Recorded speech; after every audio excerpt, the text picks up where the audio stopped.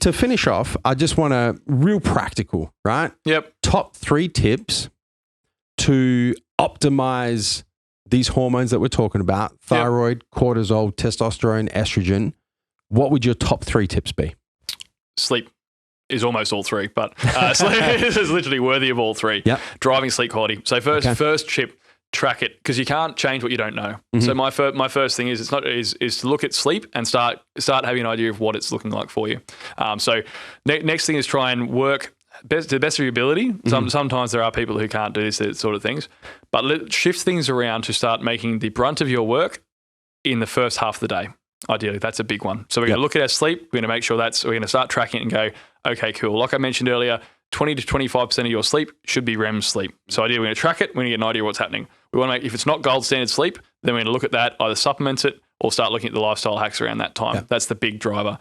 Next thing is shifting activity in our day around to be more in line with what we're doing. So like you do with the morning training, that's a huge change. And it's something that's quite simple really, but it means that we're working with our body's natural sort of circadian rhythms, not against it. Yep. So that's a really big shifter that does a huge, profound impact on the other hormones, right?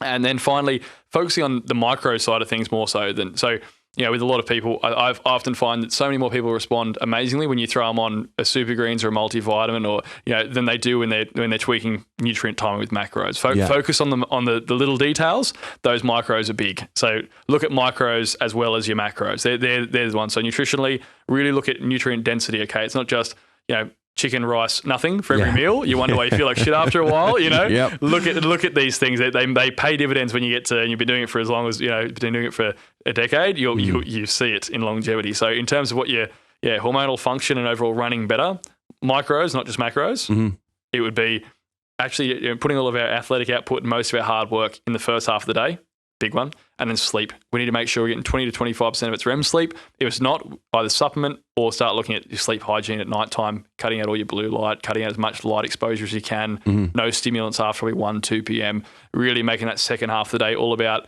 more rest and digest in the evening, the most you can with your lifestyle. Absolutely. They're the 3 big levers.